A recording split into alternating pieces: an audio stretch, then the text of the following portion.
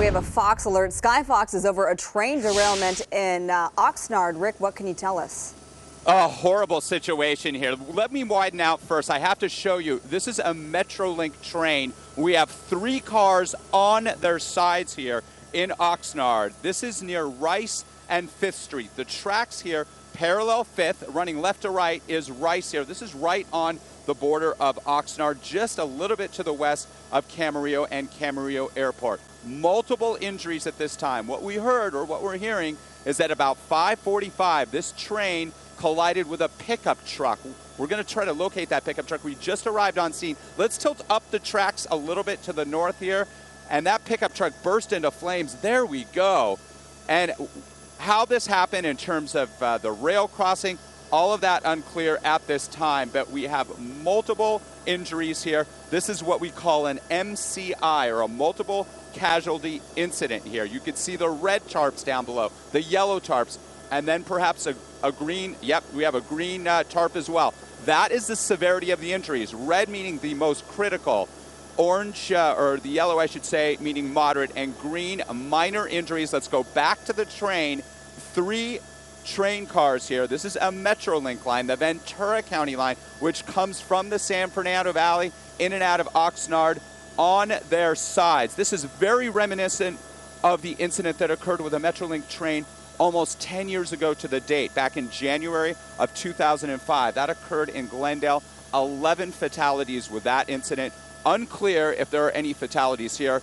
Several injuries. Ventura County Fire is here. And again, it's that MCI, that multiple casualty incident here. Down below there, that is 5th Street. That's what parallels the tracks here. And we have Rice, which runs from the north to south. These trains, Tony and Marla, can reach speeds of 90 miles an hour. Whether or not it was going that quickly when this collision occurred with what we're hearing is a pickup truck, that's unclear at this time. But this is a very serious situation with the Metrolink trains on their sides here. And I know, Rick, that a triage area, and you pointed that out, has been set up there. And while we're still getting information on this, and we don't know the degree of injuries or how many people may have been injured, although this looks like a really horrific scene, just by looking at that triage area, are we able to perhaps get a sense of how serious some of the injuries might be?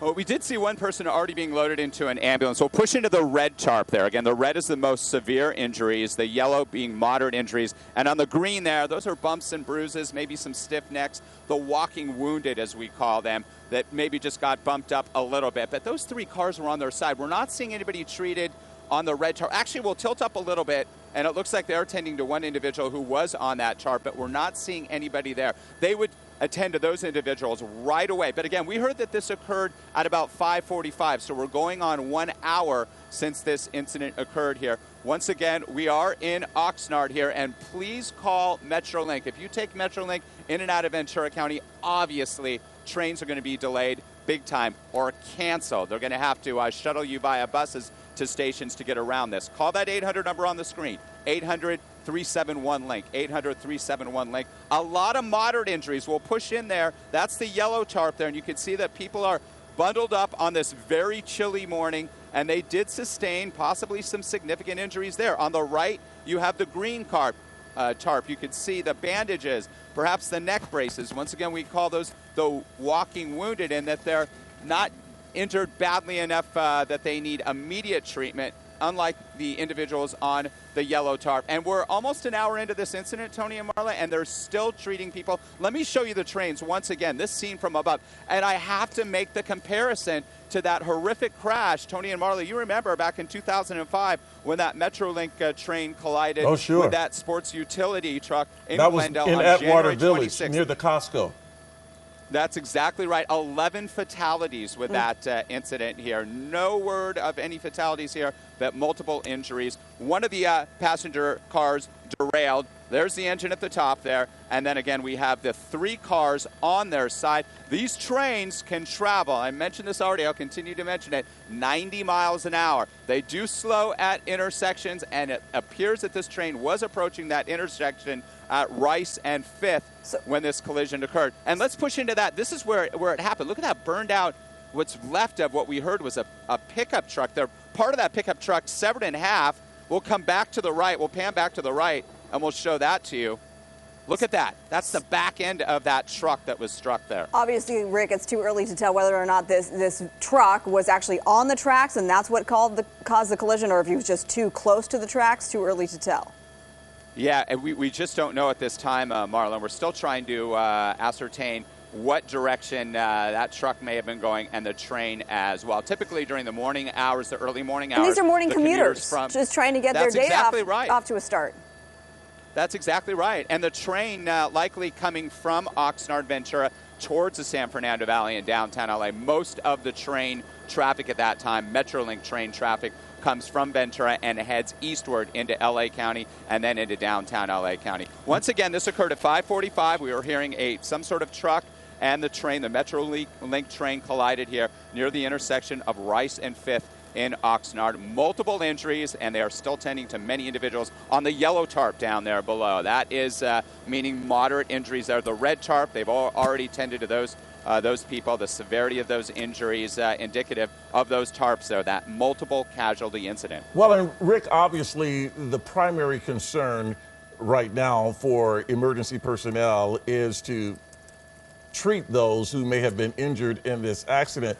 But you've made reference to that accident that occurred 10 years ago, that that horrific Metrolink accident that occurred in Atwater Village near the Costco, where 11 people lost their lives. And if you remember, that also involved a vehicle, and I believe the perpetrator in that case actually intentionally parked his SUV on the track in an attempt to commit suicide, later decided not to, got out of the SUV and left his car there. And left his SUV on the tracks, which the train then slammed into. That person, I believe, was convicted of a very serious crime. We don't know the circumstances of this particular accident, but obviously investigators are going to be trying to find out where exactly that pickup truck was and why it might have been on the tracks. And Rick, I do want to mention right now that Metrolink is tweeting about this, of course, and plenty of tweets coming through Metrolink, at Metrolink, saying that the BC Line 104 is canceled at Oxnard, of course, because of this incident with its Line 102. All passengers are being transferred to train 106. So if you are a Metrolink rider this morning, of course, you're going to want to follow along to see what's going to work best for your morning commute. I want to show you guys two things. Look at the dirt that skidded up here. We'll push into the one train right there in the middle by the sign, and you can see the dirt. We'll continue to tilt the camera up, that was pulled up as that train car was pushed off the tracks there. So that's the amount of distance that that train covered on its side as it was being dragged or pushed by the engine there off the tracks. We'll continue up to the intersection because I want to check on the crossing guards, the position of those crossing guards. That is something that they would look at as well. Now, the crossing guards right now are up. That doesn't mean that they weren't down at the time, because once the train does pass the tracks, they would come up. But as of right now, those guards are up. You can see the CHP, law enforcement here investigating this. You could see the burned out part of the truck there, and the back end of that truck pushed a bit to the east off of that intersection. Once again, that is 5th and Rice. Rice running from the left to the right side of your screen. 5th Street, which parallels the tracks, running essentially from the left side of your screen to the right side of your screen. We're kind of in an angle here. Fire crew still on scene here. Multiple injuries, people still being treated at this time.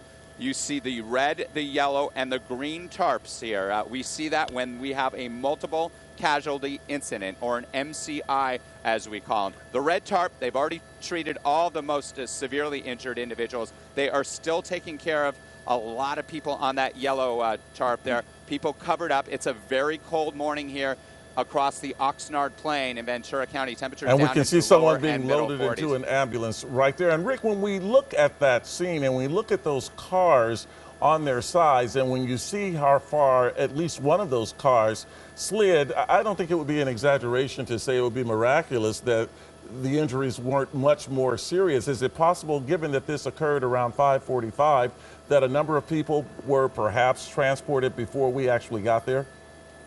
Oh, absolutely. If this happened an hour ago, you'd have to think that emergency crews arrived on scene within minutes and started to treat those people. But some of those individuals may need to be taken out of the car, which was a process. And in doing so, they have to stabilize them. Some of those people may have been tossed around in those train cars. You could see on their side will widen out, and the distance that those cars, I mentioned this, that at least that one car was pushed. So as those individuals were inside, really getting banged up there, the severity of their injuries, unknown. Some of them may have been unconscious. So what fire crews would have had to do, paramedics, they would have had to stabilize those individuals first, put them on a backboard, a neck brace, perhaps hook them up to an IV before they even got them out. As of right now, it does not appear that they are focusing in on the cars in terms of trying to rescue any. We'll go to train car 206 there. Let's tilt up, Pat, there just a little bit. And sometimes you'll see that there's open hatches or windows, how they gained entrance into the car. It doesn't seem like it on that side, perhaps on the, there we go, the one firefighter on the left there, looking into the car from the opening there. Lisa in the newsroom. Go ahead, Lisa. Hey, Steve, we just got some new video into the newsroom. This was taken shortly after the impact, sometime around 5:45. We want to thank KVTA News in Ventura for this, and Benjamin Paredes. So as you can see, this is shortly after the impact, the explosion, the flames everywhere here. When this Metrolink train collided with this, we're being told it's a tractor trailer now, Steve. Was that what we're being told? Yeah. Okay, so as you can see, I was trying to get a good look at what the arms were doing, because this is the first I've been able to see it. And it looks like those arms of the railroad crossing were down in one of the shots. Again, this was taken by Benjamin Paredes. The truck driver, we're told by KVTA News, was able to escape injury despite the fact that this vehicle completely exploded into flames. We're hearing that the driver escaped, ran away, was running Tried away, to run away and was caught. apprehended. Yes. Yeah. It gives to so many questions about why and how this all went down. It was good to hear from Metrolink that so far there are no fatalities, because I know we had all been hearing that possibly there was one fatality, but so far they're not reporting any fatalities. And I know we've all heard that name, or that number, that 30 passengers were on board. And there could be up to 30 injuries there. But just looking at this big flames, explosion, again, this was taken shortly after impact by someone who just happened to be there on the scene, Benjamin Paredes. Steve? Really makes you wonder why that tractor trailer was on the tracks. And if this person was able to escape, then obviously you would think there was an impact. And it really makes you wonder how we are fortunate enough to say no fatalities looking at this scene. Well, looking at the scene, looking at the flames, and all of this exacerbated by the fact that it happened under the cover of darkness. So that just makes everything worse. And confusing. Saw no flames. We're going to go right now to Sandra Ando, who is on the ground at this moment. Sandra, good morning. Where are you positioned at this point? Good morning. We just got to the scene here, Steve. We're on East 5th Street, right where the incident happened, and you can see we're trying to get a better vantage point for you, but obviously multiple emergency crews responding to the scene here. And if you could see beyond the fire trucks here, that is where you've seen the burnt up truck and the tractor trailer in parts right there. And that's the wreckage right here at, where are we, East 5th Street, and the tracks here. And then just to the left, you can see the Metrolink train, the front car right there, and then obviously 2 cars down. That is where the derailed tracks, train cars are. If you could just pan over, Armando, a little bit to the left there, you can see. So clearly a lot of emergency crews here trying to push us back from the scene so that they can get their work done. We've been pushed back a little. Sir, we are live on Fox 11 right now. Could you tell us the latest of what's going on? Well, right now, we are going to be doing an official release in approximately 10 to 15 minutes. What we had happen is we received a call about 5:45 a.m. Of a vehicle versus train here at this intersection of Rice and 5th Street, both major arteries in and out of Oxnard. Excuse me? First of all, have we cleared everybody out of the train? Yes, at this time, the train is clear. We have 0 fatalities. We have 2 critical injuries who were transported to Ventura County Medical Trauma Center, and we have multiple patients that are in various stages of being transported right now. But the train is clear. The official release will be coming in 10 to 15 minutes with an update on all agencies involved and what our plans are from here. But at this time, we have 5 of the cars are derailed. The train was being pushed eastbound on the tracks, and where it struck a train in the intersection, or it struck a vehicle in the intersection, pushed it up the tracks. The driver of that vehicle did flee and is now in custody by Oxnard PD. And 3 of the 5 cars are on their sides completely, and there had to be some extrications, and then 2 of the cars are still on the tracks but derailed at this time. Related to the point of the collision itself, what actually do we know happened? Was the truck stalled on the tracks trying to cross? At this time, I can't speak to that, other than what the evidence is pointing to is that it was on the tracks when it was struck, and that the remainder of the vehicle is still on the tracks but further down the line. Was there any effort by the train to, blow the signal, try to hit the brakes, try to stop? Was there any chance for it to do I that? haven't talked to the engineers, so at this time I couldn't answer that. Who's handling the investigation at this particular point? I know we've got Ventura, Oxnard PD here right now, but who's going to be handling the lead on this one? Any idea? At this point, we're still in the investigation mode. This is our PIO, Battalion Chief Sergio Martinez from the Oxnard City Fire Department, and like I said, in about 10 to 15 minutes, he's going to have a prepared statement with all the updated information, and we'll give it back to you then. Can you tell us more about the injuries in terms of 0 fatalities is the good news, but can you tell us more about the injuries, the age ranges here we're talking about too? We don't have that information at this time. Like I said, 10, 15, 20 minutes, we're going to hopefully have a representative of all the agencies involved, and we'll be able to give you guys more update. Saying that I saw a police report that driver was arrested about a mile away. So they were able to arrest him, but he'd gotten about a mile away before they took him into custody. Well, and if in fact, Roxy, you bring up a very good point. If in fact he was arrested away from the scene, it would make sense that he would be arrested since he left a mile away. Accident scene. A mile away. A mile away from the scene. Obviously, as Sandra pointed out, they're going to have a lot of questions for him. You notice how terse that, and short that statement from PIO Martinez was. Obviously, there's still a lot of things that they're trying to determine at this point. One of the things why that truck was there on the tracks. Tony, let's right now go to Lisa. Lisa has somebody else to talk to and some more to show us here. Lisa, go ahead. Steve, we just got some new video into the newsroom, and this was shortly after the crash, and you can really see these Oxnard firefighters at work doing what they do. We'll have that video for you right here. You can see this is one of the Metrolink trains on its side, and you'll watch the firefighters as they climb in and out of the cabin there to get the people to safety. We have on the phone Johnny Corona, who is a photographer up there in the area. Johnny, can you describe what it was that you were seeing? Yes, I pulled up on scene. I thought it was a semi-trailer on its side after being struck. I didn't know what exactly was struck. But as I got closer, I saw the fire personnel climbing in and out of the train car that was actually on its side. There was, victims, I should say, standing around the tracks, which didn't look harmed or injured. Saw medics taking care of patients that were injured. I didn't see any fatalities. I just saw the train cars and fire personnel working, pulling victims out on stretchers and whatnot. What did the atmosphere seem like as far as the franticness of the firefighters or the moods there of the passengers? Can you kind of set the scene for us there? Well, everybody was kind of, not to say running around, but they were frantic. Obviously something in that caliber is going to set your pace a little different than just a normal car accident or a car fire. So, a lot of running around. Okay, and did you see any whereabouts of the driver? We know that there's a driver that's been taken into custody of the truck. Had you seen any of that activity? Yeah, I had actually just heard that on your guys' news broadcast. I did not see anybody actually in the vehicle. I didn't even really get a visual of what kind of vehicle it was.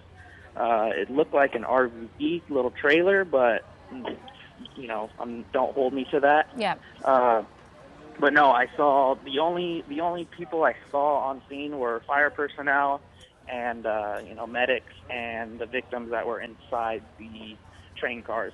I didn't see any driver, no passenger from the vehicle. Okay, Johnny.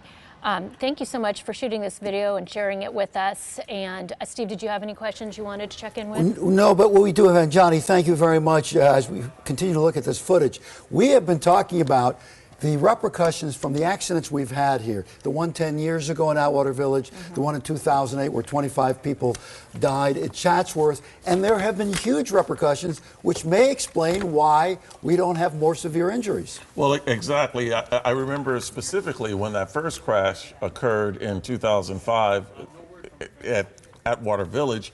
One of the things that was raised was the safety of the cars themselves, how those trains were being pushed and pulled. And as it turns out, according to the Los Angeles Times, an article that was done in 2013, apparently one of the corrective measures that Metrolink took is that they ordered new cars that were supposedly much safer than the cars they had been using. And in fact, Metrolink has now replaced almost all of its fleet of aging rail cars with state-of-the-art model cars designed to better protect passengers and crews.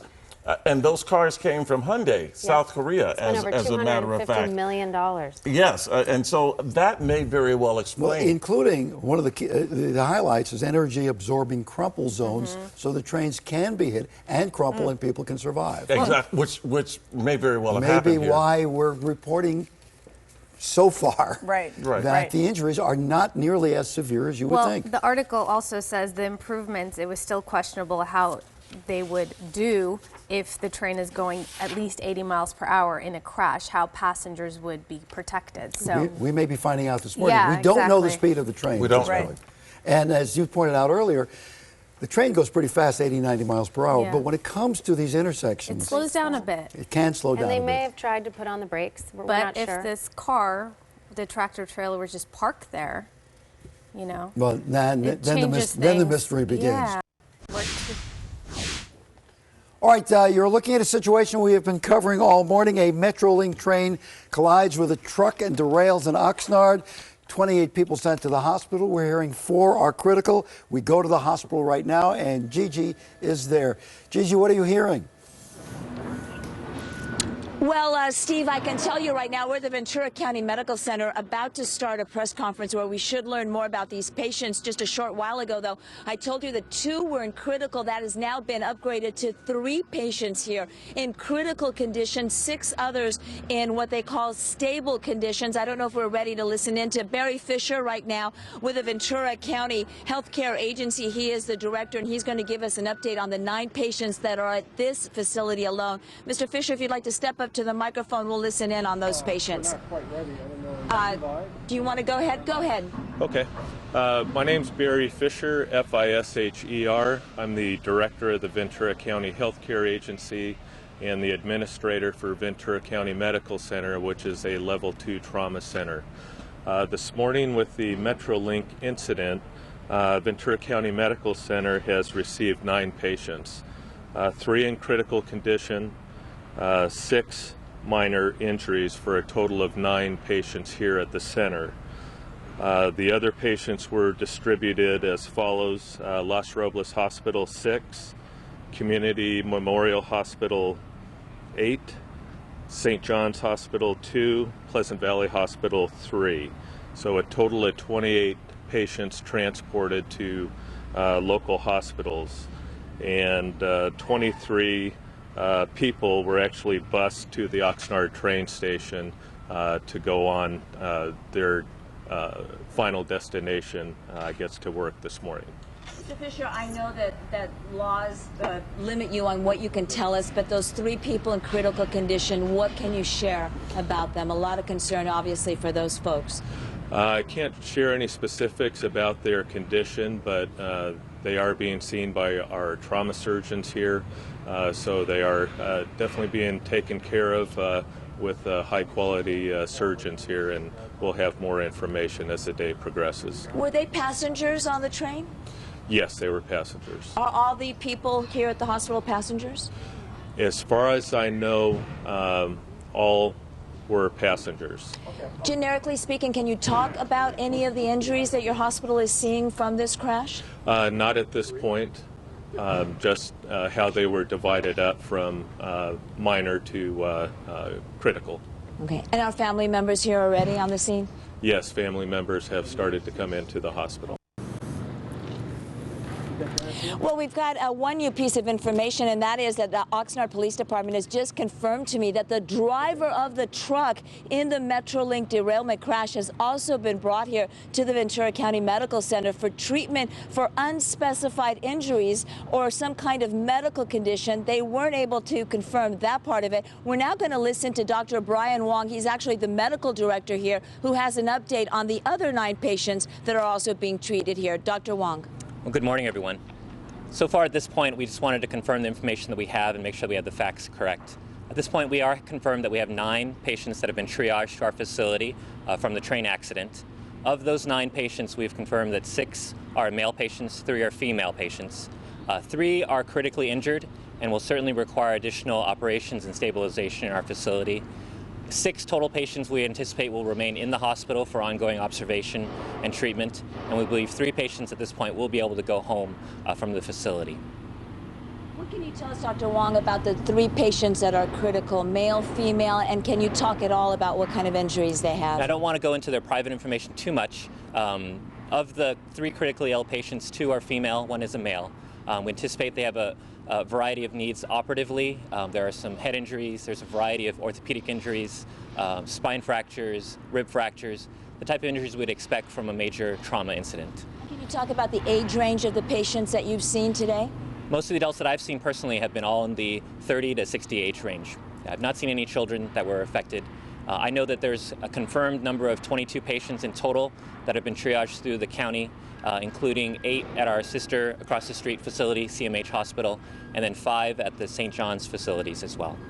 Now, Metrolink has talked a lot about these new trains that they have. Were the injuries in line with what you saw, those 3 cars on their side, the derailment, with the horror that we saw, these passenger trains? You know, I had a chance to speak with one of the victims who was, stable and in a good state. He was a passenger in one of the cars at the front, and he said that he was on his laptop sitting at one of the small tables and suddenly felt a jerking movement, and he was so quick that he wasn't able to hold on to the table, and he was thrown literally across the train, was his description of the event. Now, Oxnard PD has confirmed to us that the driver of the truck that was involved in this crash has also been transported here. Can you talk about that? That's my understanding as well, is that we do maybe have one of those victims in our facility. I don't know the extent of his injuries specifically at this point. Are his injuries related to the crash, or is this a totally separate medical condition that he may be suffering? Yeah, again, I'm not certain about that right now. Thank you very much. Sandra, thank you for that. There have been 2 other major crashes in recent history involving Metrolink trains. This is what it looked like. Remember this back in January of 2005 on the border of Atwater Village in Glendale. A train packed with early morning commuters hit an SUV parked on the tracks by a suicidal man. 11 people died. More than 100 others were hurt. And in September of 2008, a Union Pacific freight train and a Metrolink commuter train collided head-on in Chatsworth. 25 people were killed, 135 others were hurt. The NTSB faulted the Metrolink train's engineer for the collision, concluding that he was distracted by text messages. This was the deadliest accident in Metrolink's history. We'll, of course, continue to have more information on this accident as the morning continues, coming up at noon. Patients, we're all here for an unfortunate event that took place this morning. A Metrolink train versus a vehicle. We are in unified command at this time. We will have several speakers. We'll begin with our Honorable City of Oxnard Mayor Tim Flynn, followed by the Fire Chief James Williams, then Ventura County Emergency Medical Services Steve Carroll, followed by Assistant Police Chief, Oxnard Police Chief Jason Benitez, and lastly with Metrolink Representative Jeff Lester-Garden. Please, we'll give their names, and please hold your questions until they've written their statements. And when you do ask a question, please direct the person that you want to ask that question so we can get clear information and everybody has a chance to ask a question. Thank you. Chief Williams? I'm sorry. Tim, Mayor? Good afternoon. My name is Tim Flynn. I'm the mayor of the city of Oxnard. And first and foremost, our thoughts and prayers are with the victims in this accident and their families. And if it wasn't for the immediate response of the Oxnard Fire Department, the Oxnard Police Department, and supporting agencies, there could have possibly been more casualties. We are especially focused on making sure that the families of those that were affected by this accident are also taken care of. And as mayor of the city of Oxnard, our thoughts again and prayers are to the victims and their speedy recovery. So we have a line of speakers, and please just hold your questions until after all the comments are made. Thank you. Dr. Brian Wong right here with me, and he was the one who just held the news conferences. We were actually giving you the earlier report, and what you were trying to do is update us a little bit on the people that you have here now. The 28 people taken to hospitals, and let's remember there were 51 overall that were injured. But of the 28, 9 of them came here, 3 of them were critical, and now 2 of the not so critical, the minor, have left. 1 man, 1 woman, is that right? That's absolutely correct, yeah. Of the 9 that came to our facility, 2 that were less critical or less injured have been able to leave the facility already on their own power. They've gone back with family members and loved ones, and they actually have left the facility already. They're okay. That's good news. Now let's talk about the 3 that are in critical. One of them is the METROLINK conductor there, and the other 2 are women, and some of these people are going to need surgery, right? That's correct, yeah. Of the 3 critically injured, you're absolutely right. One of them we believe is the METROLINK conductor. Other 2 women were passengers in the train itself. Now those 2 women, they'll need surgery? Yes. And that's because of what kind of injuries? Internal injuries? Sustained injuries that they had related to either injuries on the head, injuries on the spine, injuries in the lower pelvis area. Right, and then the truck driver's here, and you're not able to really tell us too much about that truck driver, what his condition is? I mean, is he okay? I'm told that he's okay. I don't know any more information beyond that. A lot of that is because of the investigation that's going on? Ongoing investigation that's going on, yes. All right, and back to this METROLINK conductor. You talked to his son, and you shared a story about your conversation with the son. Yeah, the son was apparently driving out in the Temecula area. He was contacted by law enforcement and actually flown in. He was actually on his way driving in. He was actually picked up, flown in by helicopter to the facility immediately so he could be with his father. There's other loved ones that are on their way being driven at this point now. The son has been reunited with his father, has been able to see him. I was able to convey to the son that when his father came into the facility, he was still coherent, he was still talking. He subsequently is showing us signs that he's had some injuries related to his heart, his lungs. These are the injuries that we're dealing with now in the ICU. All right, Dr. Brian Wong, thank you very much. And as he pointed out to us earlier, when he looked at the video of this crashed train and truck, he was surprised that there were not a lot more serious injuries than what we already saw. But bottom line is here, they're inside that building. There are families that are trying to deal with something very devastating for them this morning. I suppose the good news is nobody's died in this thing, and that at this point is very good news. Back to you in the studio. We begin with that fiery train collision early this morning in Oxnard. METROLINK 102, bound for Los Angeles, slammed into a produce truck, and that truck burst into flames. And tonight, we know more about the driver of that truck and the several dozen people that were injured in this crash. Here's where it happened, just before 6 this morning at the intersection of Rice Avenue and 5th Street. We have several crews working this story in Ventura County, and we're going to begin with Jeff Michael, who's live in Oxnard at the crash site. Jeff? Guys, we have 3 reporters here covering this entire crash site, and I want to start by giving you a look at what is remaining here at the site. Behind me, you can see the engine. The engine is called a pusher in this case because it was pushing 4 cars toward Los Angeles. You see to the left of that, just one of the cars remaining on the tracks. There were 3 on their sides. Amtrak and METROLINK have made quick work of pulling those up. Now, let's go to Skyfox. I want to give you a look at just what this crash site looked earlier in the morning.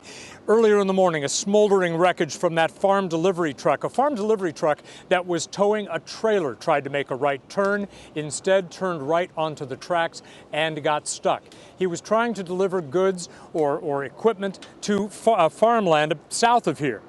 Then, to the left of that, you see, or if you look toward the wreckage of the train, you see that cab car. That cab car was carrying the engineer who desperately tried to stop this train 2,000 feet ahead of arriving at that truck.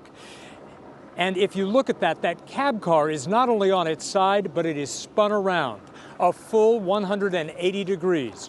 It was the engineer who is one of the people who is severely injured. We'll have more on that as well. Now, as we come back here down, live on the ground, Phil Shuman has been here since just an hour or two after the crash. He has been covering this since this morning. He joins me now live with more on what went wrong and also what went right.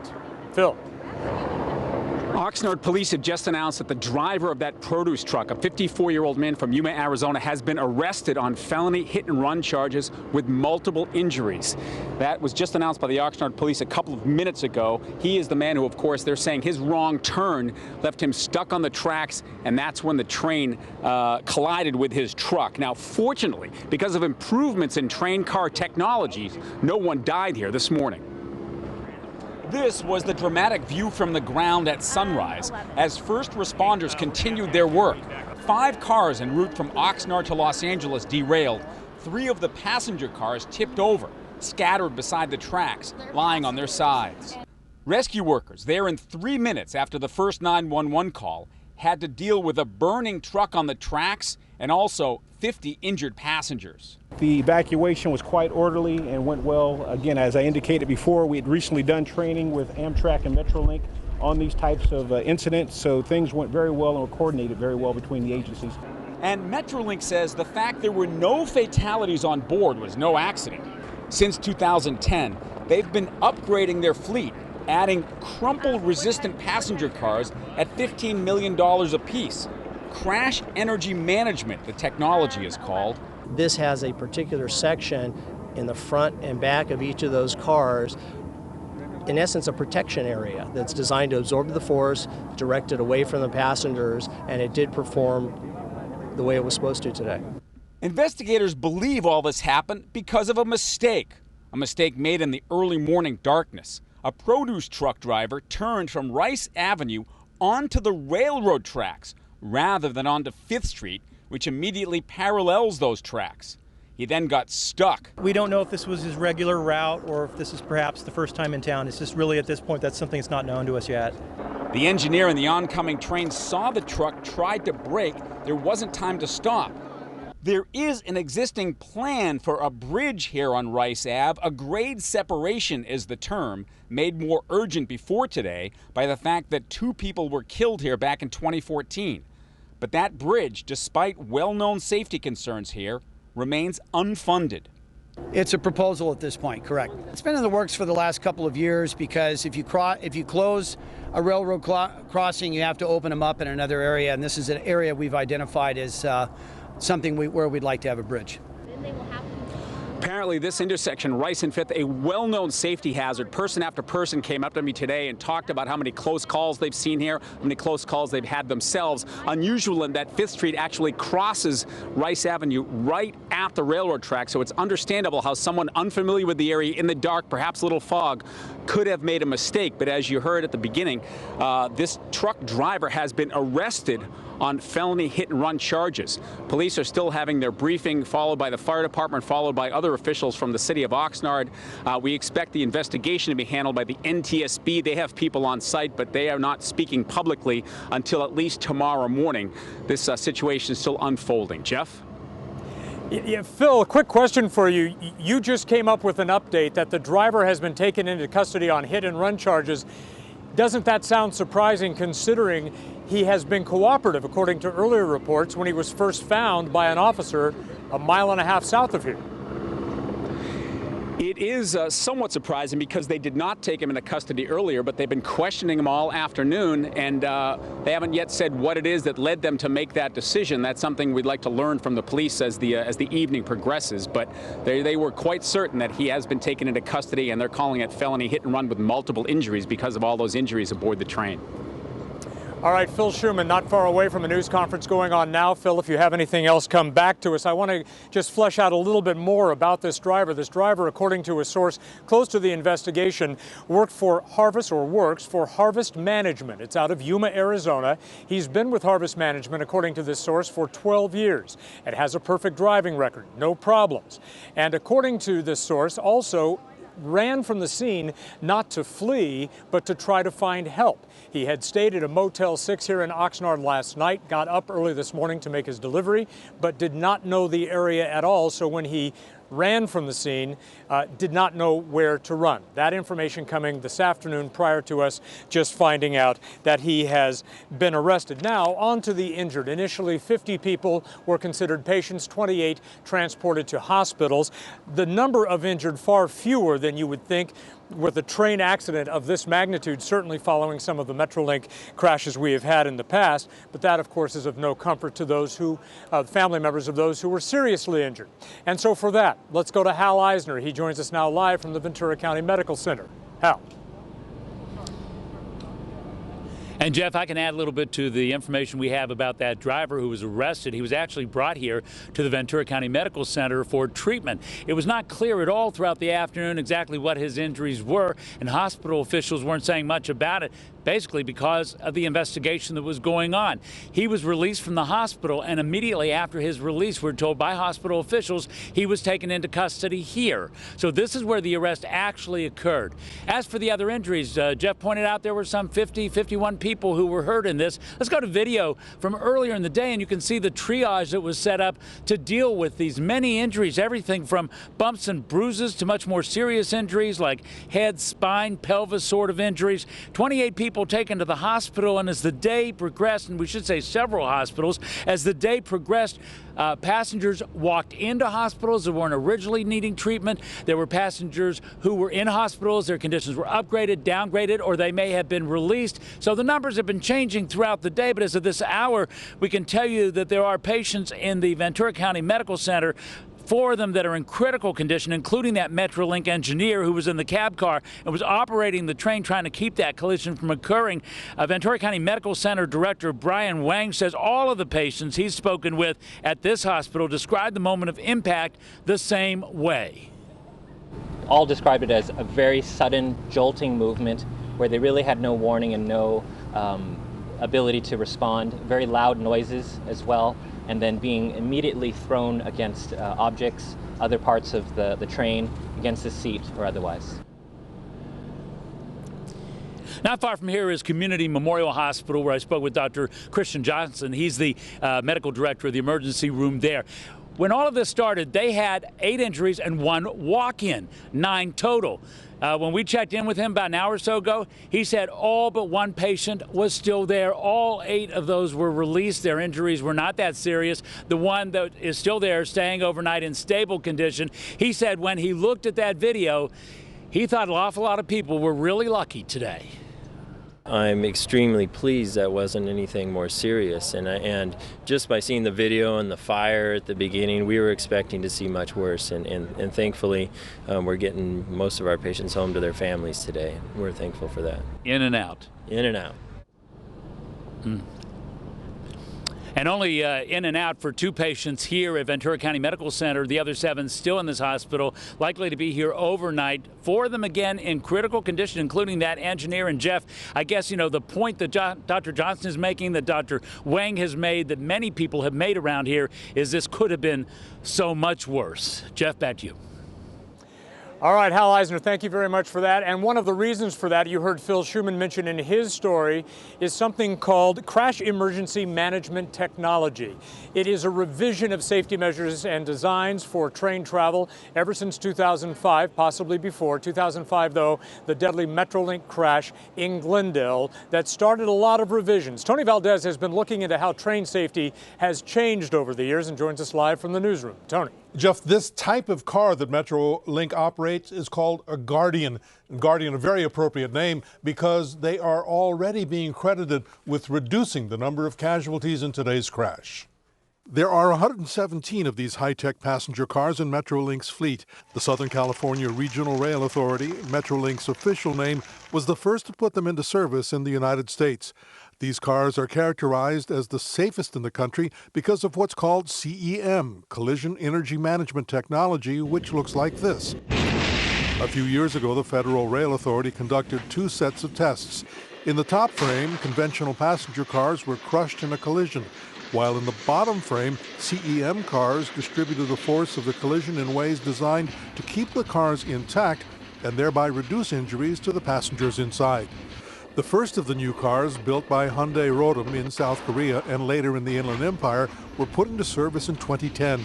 That was 5 years after Metrolink train 100, southbound to Union Station from Moore Park, slammed into an SUV deliberately parked on the tracks in Glendale by a despondent man who wanted to kill himself but changed his mind at the very last minute. 11 passengers were killed in the crash. 2 years earlier, Metrolink 111 crashed after leaving the Chatsworth station on its way northbound from Los Angeles to Moore Park. 25 people died because the Metrolink engineer ran a red signal on the single track and slammed head-on into a Union Pacific freight. Today's crash in Oxnard was the first real test of CEM passenger car technology on the Metrolink line. Well, I think we could safely say that the technology worked. It definitely minimized the impact that would have been with a very serious collision. I think we could have safely say it would have been much worse without it.